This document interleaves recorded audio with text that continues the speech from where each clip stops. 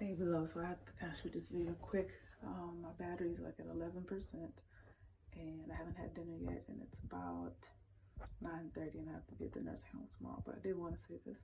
I apologize that my video got taken down from yesterday. I made a quick video karaoke of Bill Withers, just the two of us, but it got copyrighted, so I couldn't. It I, I can't do anything about that at this point. It is blocked globally. So I hope you're able to see what it was if you were able to see yesterday. Um, but that's why, if you weren't able to see anything, that's why. It's because they blocked the video. But I want to mention to you, I am reading your mom's book. I read, what's like 4 chapters today. I'm going to try to do the best I can in terms of summarizing it all the time. And let me try to put this on the charger. There's my page. Okay. 1 second here. Why I didn't do this ahead of time. My mom's been calling me to come down to get dinner, so I'm kind of rushing this along because every time she's asked me, I've been saying, "Give me 10 more minutes," because I'm trying to read. Okay, let's see. Okay. Okay. Eyes Lifted to the Mountains, chapter 36. I read about all the difficulties in terms of people not believing in your debut album, solo album, how you pushed it back after Michelle's came out, and then Kelly and all her success, especially overseas in UK. But then how your mom and yourself, you and your mom and yourself. Oh boy, you and your mom were trying to speak up for your, and on behalf of your album, especially having listened to the top 5, not top 5, the 5 singles that came off of it, and so that was the page of the book, just in case you were wondering what that noise was. But yeah, so I remember, like your mom mentioned in the book, that you had said that during the your stint in Las Vegas, when you said, I guess they were kind of right, I had 5 hits. So so the fact that you slipped by it was a big deal, and your mom slipped by it.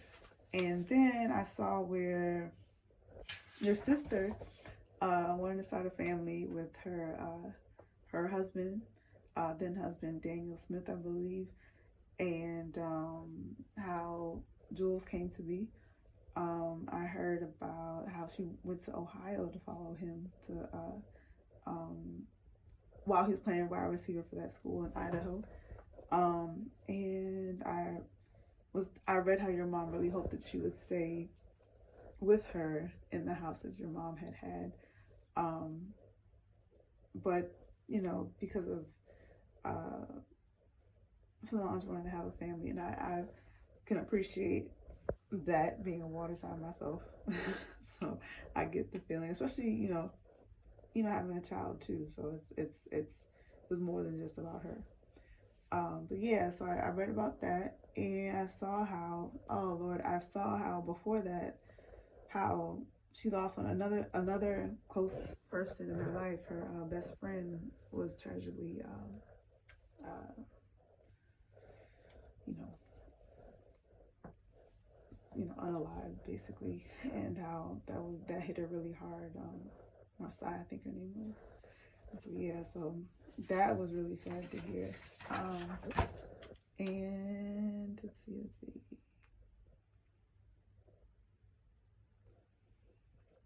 Yeah, and how Solo had a hard time trying to explain what happened, and yeah, that was difficult to read. That was really, really sad, because of course with her counselor and Johnny, and now with this person, having lost, that's major strikes. I get it. But she went through it. I can only imagine how painful that has to be. So yeah, very deep stuff. To lose one person, but to lose 3, that takes a toll, and it changes your perception of how would you put it, like longevity. because you talk about, people living longer, but you never know. Each day is precious, and that's why we call it the present. So, yeah, God bless her for trying to pull through that, because Lord knows that's very heavy stuff. I saw I also saw how she was nervous about being pregnant in the video, and then how you all had it in the soldiers video. I thought that was cool. What else did I say? I also saw how she got her where she got her wedding dress. She tried on 3 and decided on one that was like a mermaid. Thought that was pretty cool. Let's see. Is there anything else? Oh, the people showing up at your house. That was bizarre. People showing up at your home. One time with Angie and Solo there, and that was scary because the person was like not all there. And then the other one, when there was a large man, and your mom was like, "Okay, this is the last straw." That's very intense and very scary. So I'm glad that it worked out. The next chapter, joy and pain. Lord have mercy. How Solo was trying to fix that food for Sunday, and then it didn't go well, and because she didn't close the bag, or it's something along those lines. She didn't close the bag, and then the juice just started spilling. And then when she went to get it out the oven, the whole thing fell on the floor. And so she was upset with your mom, and your mom started laughing, hit the pan, and the pan hit her leg, and her leg with boiling oil from the fish. Lord have mercy. When I read that, my heart dropped. I can only imagine how grateful that is.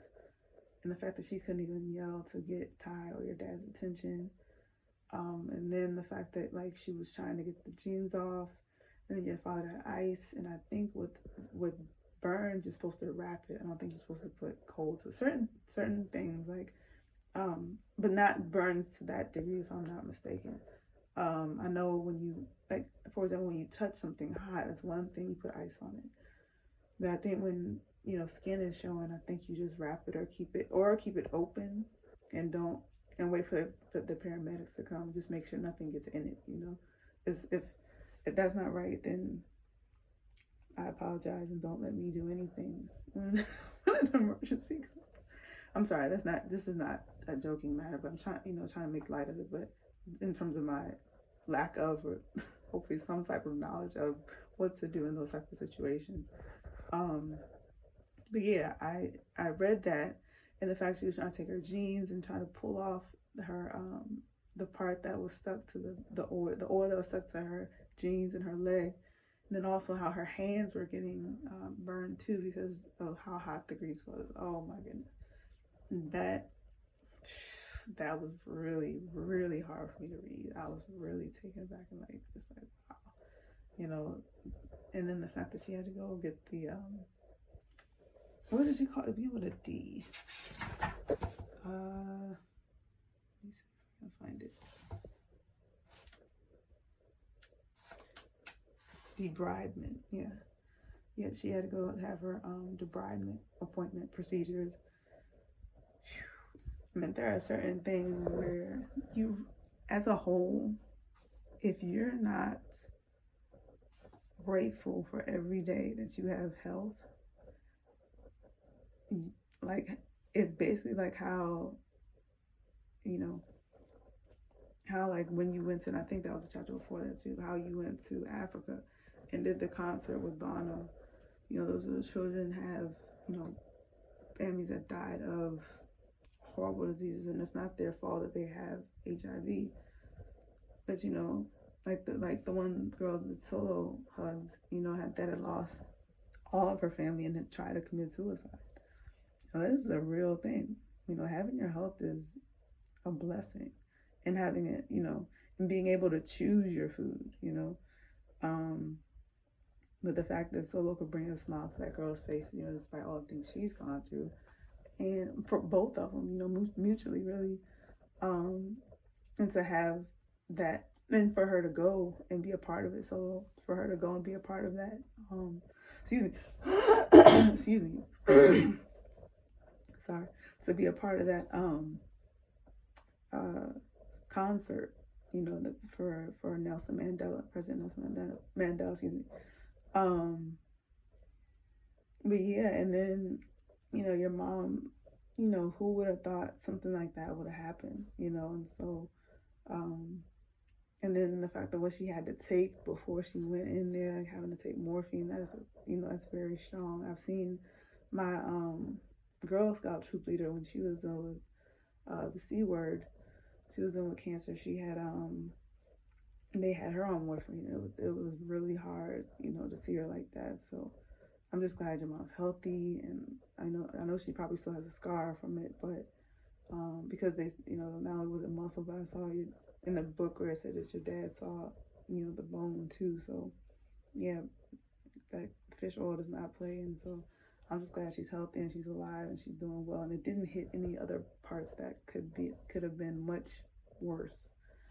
So God be the glory for that. Then I saw, let's see, Destiny Fulfilled.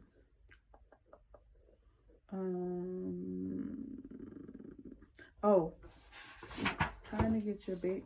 She was trying to get Solo's baby shower together, but she also had your photo shoot, Destiny Child's photo shoot for the final album, Destiny Fulfilled, and she was getting the outfits ready for that.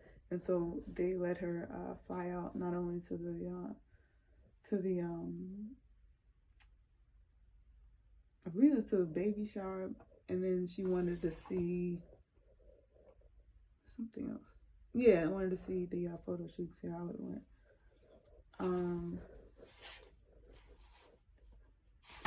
Yeah, let's see.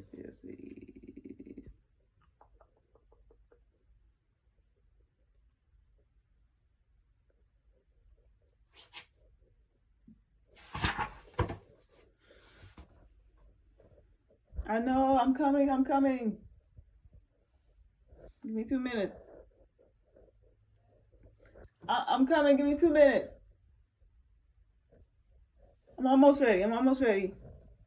Maybe 3. Give me like 3 more minutes. I'll be done at, well, it says 12:30 on my phone. Hopefully in the next few minutes. I'm sorry, I'm trying to rush this blog. I apologize. But just know I'm enjoying reading. It's just, I'm trying to summarize it for you to hear what parts, were, I'm sorry, I've started to stammer a lot lately. And I think it's because I get too excited and then I just stop talking. And it's kind of funny because my niece, when she was younger, she used to do the same thing. I'll just say this as an aside. One time, my brother was trying to film her for Valentine's Day, and he was like, "Happy Valentine's Day," and he was holding the camera in front of her like this, and she was like, and then he said again, he said, "Say Happy Valentine's Day," and she was like, and then my sister-in-law was like, "Can you say happy?" And she was like, "Happy?" And then my sister-in-law was like, "Can you say Valentine?" She was like,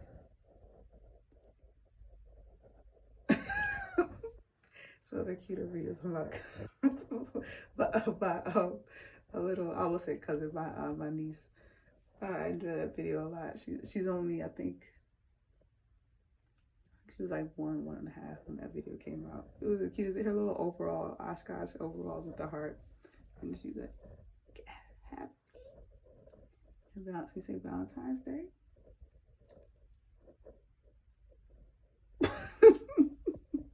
Too many syllables. All right, let's get back to it. So,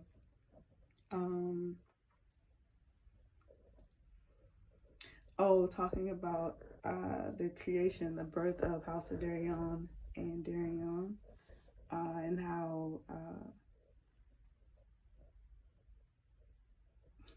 you had an apartment 44B, and how successful House of Darion was, and how legendary, the looks were.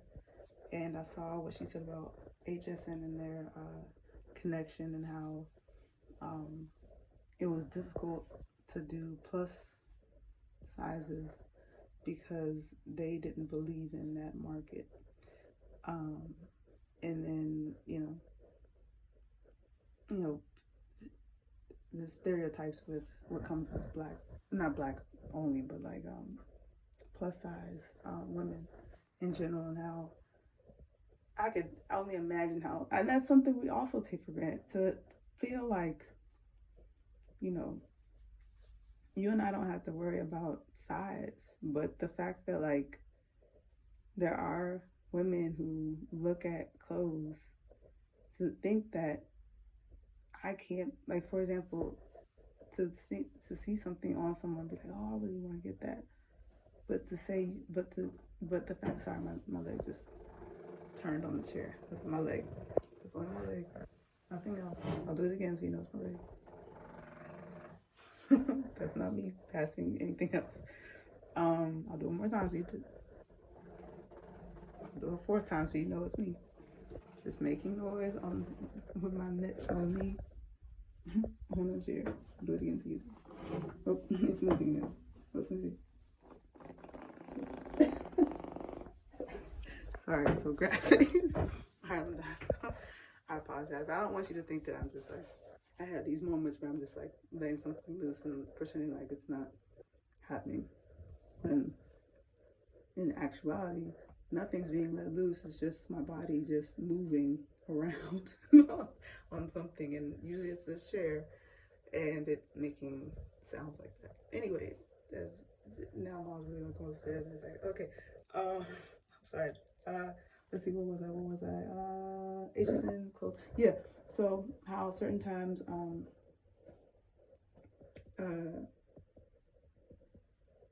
yeah, and just thinking, you see it on somebody, and then you say, I would like to get that, and then you try to look it up for your size, and it's not available. I couldn't even imagine something like that. I'm small, so I can wear petite clothes, but at the same time, you know, just to have that limit, and the fact that your mom could see that market and look beyond it as an opportunity, not just for the sake of clothes, but for the sake of confidence and giving self-esteem to women that are constantly overlooked because they feel as though they don't deserve a market for themselves, or clothes that, or not even a market, but just clothes that speak to them and their style, what they like, and something that fits them and flatters them, so yeah, so much respect for that. I love this section where she was talking about how you were on tour. Oh, was it tour? I feel like it was. Yes, the Beyonce experience. And you left for Galveston, and how you went to the beach. You went to your mom's old neighborhood and saw the backyard. You went to Walgreens. You went down the aisles and looked at different things. And you went to Ross. And you went to Ruby's. I did see that, to get a Salisbury steak. Yum yum. And then that was when the fairy tale somewhat ended, because some girls at another table recognized, one in particular, your mom said, recognized and pointing, and came over, and then next thing you know, okay, we have to kind of rushed interrupt, but at least you had that much time. And then the last chapter, I believe, that I read was 39 and 40. Okay, in 39, February 08, you were getting ready for your wedding, and your mom made you a dress, and made your dress, rather. Okay, this is the chapter that you sent. Sorry, I kind of mixed them up.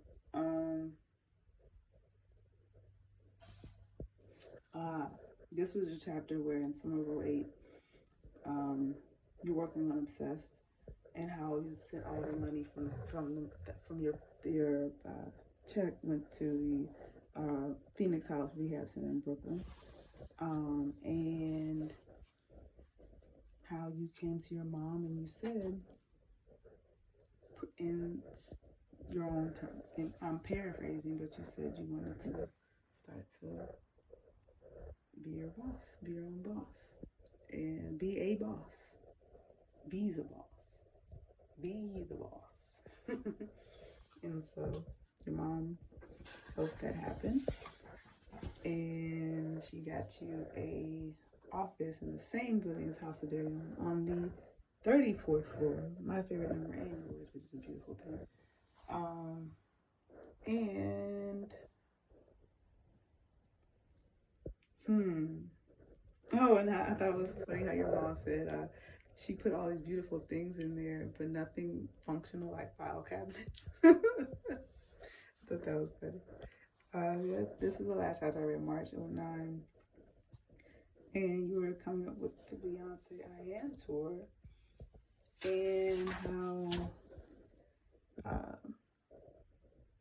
may I just say, of all the pages I've read up until this point, which is 326, there are certain pages that jump out at me, but this one from top to bottom, I would say starting with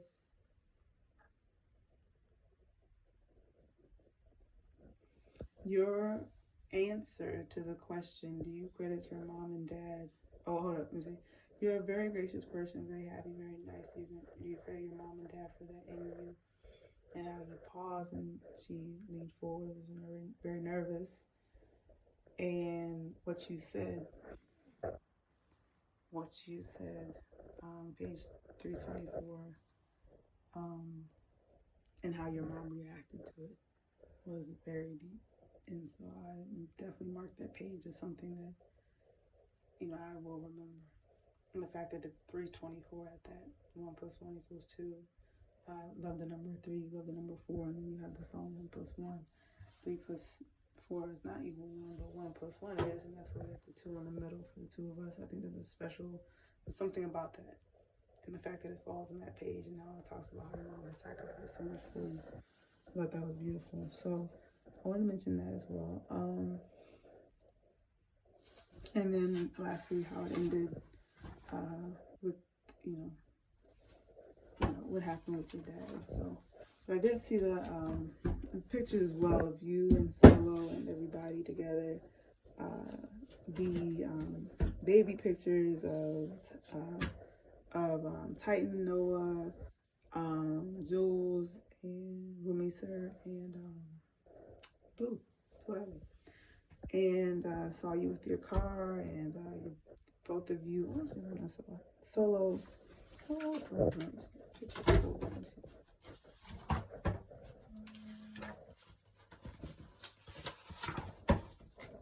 Oh yeah, Solo at let me see, where is it? I'm trying to find it. Yeah, the Sisters Always page. I feel like I've seen Solo perform. Solo can dance. Don't get it twisted. Solo is very, she will eat you up. I'm scared about it. I'm like, nah, you got it. I'll let you go ahead. Go ahead. I'll be the hype person. I know what my limits are. But yeah, y'all definitely, between that style, voice, creativity, it just flows out of all three of you. All of you. Kelly, you, Solo, your mom. And, just, I think that's been the beautiful thing about your careers, is the fact that, the art is front and center. All right, love, I gotta get going. I love you. Hope you had a wonderful day. And I'll be back tomorrow with my next section from the book. All right, till then. Talk to you later. Bye. Love you.